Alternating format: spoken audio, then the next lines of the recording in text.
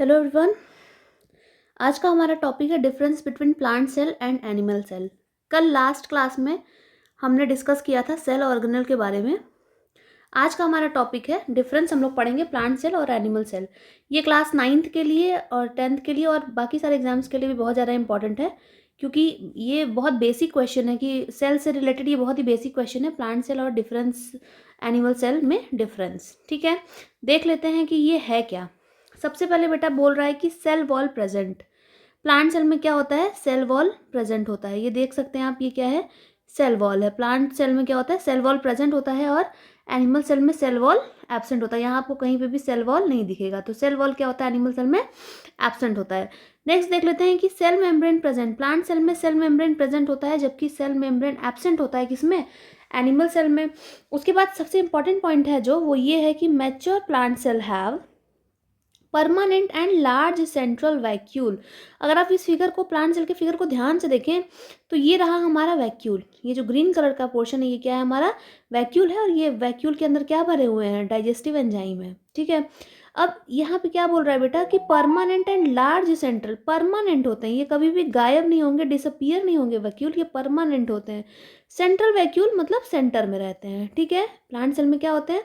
Permanent and large central vacuole पाए जाते हैं।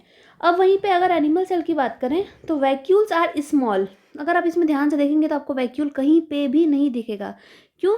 क्योंकि वैक्यूल क्या होते हैं? एक तो बहुत छोटे, इनविजिबल होते हैं, उससे थोड़े से ही बड़े, मतलब बहुत रेयरली दिखते हैं। और दूसरी चीज़, बहुत टेम्पररी होते हैं। बस जब ज़रूरत होगी वैक्यूल की तो वो फॉर्मेशन होगा और उसके थोड़े टाइम बाद वो क्या हो जाएगा? इनविजिबल हो जाएगा, डिसअपियर हो जाएगा। इसीलिए ये सेंटेंस है, vacuoles are small and temporary. Okay, what is next? So next is the nucleus lies on one side of the cell. आप देख सकते हैं कि प्लांट सेल में जो न्यूक्लियस है, ये हमारा जो पिंक कलर का है, ये क्या है? न्यूक्लियस है। अब अगर आप इसको ध्यान से देखें तो न्यूक्लियस क्या हो गया है? ये वैक्यूल की वजह से, वैक्यूल का साइज इतना बड़ा है कि न्यूक्लियस क्या हो गया? वन साइडेड हो गया, एक तरफा हो गया है। So nucleus lies on one side of the cell. ये रहा न्यूक्लियस, ये वन साइड हो गया। अब अगर एनिमल सेल की बात करें तो the nucleus lies in the centre.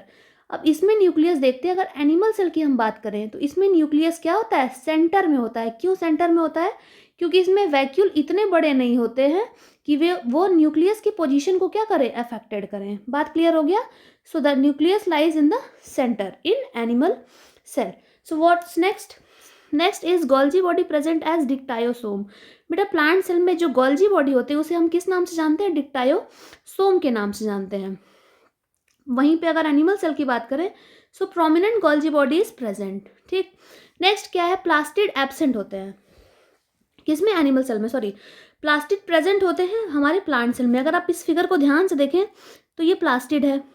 अब प्लास्टिड में क्या होता है? क्लोरोप्लास्ट होता है, जिसकी वजह से क्या होता है? क्लोरोप्लास्ट में ग्रीन कलर होता है, पिगमेंट, जिसे हम कहते हैं क्लोरोफिल। ठीक है, तो अगर प्लास्टिड प्रेजेंट है तो जाहिर सी बात है कि क्लोरोप्लास्ट और क्लोरोफिल भी प्रेजेंट होगा किसमें? हमारे प्लांट सेल में। इसीलिए हमारे प्लांट सेल में जो लीफ का कलर होता है वो क्या होता है? हमें ग्रीन विजिबल होता है, due to the presence of plastid और क्लोरोप्लास्ट। ये चीज़ें क्लियर हुई? सो प्लास्टिड कहाँ प्रेजेंट होता है? प्लांट सेल में। जबकि अगर एनिमल सेल की बात करें, इस फिगर को आप ध्यान से देखेंगे तो कहीं पे भी आपको दूर दूर तक प्लास्टिड प्रेजेंट नहीं दिखेगा। सो प्लास्टिड क्या होता है? एब्सेंट होता है एनिमल सेल में और वहीं पे प्रेजेंट होता है प्लांट सेल में। आज का हमारा टॉपिक इतना ही है बेटा। नेक्स्ट टॉपिक नेक्स्ट क्लास में डिस्कस करेंगे। तब तक के लिए थैंक यू सो मच।